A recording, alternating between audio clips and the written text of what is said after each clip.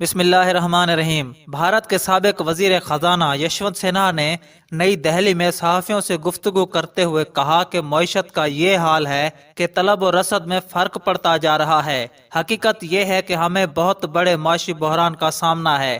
انہوں نے کہا کہ آئندہ سہ ماہی میں معاشی ترقی کے بارے میں حکومت کے بلند و بانگ دعوے عوام کو بے وقوف بنانے کی ناکام کوشش ہے۔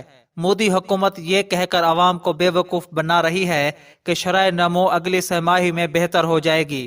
واضح رہے کہ کشمیر میڈیا سروس نے اپنے رپورٹ میں بتایا ہے کہ حال ہی میں جاری کیے گئے سرکاری اعداد و شمار میں ظاہر ہوتا ہے کہ دوسری سہ ماہی کے دوران بھارت کی مجموعی ملکی پیداوار تیزی سے کم ہو کر 4.5% رہ گئی ہے، جو کہ گزشتہ 6 برس کے دوران جی ڈی پی کی کم ترین سطح ہے۔ رپورٹ کے مطابق گزشتہ سال جولائی تا ستمبر بھارتی معیشت کی شرح نمو 7% تھی۔ رواں سال اپریل سے جون 2019 میں بھارتی شرح نمو 5% رہی تھی۔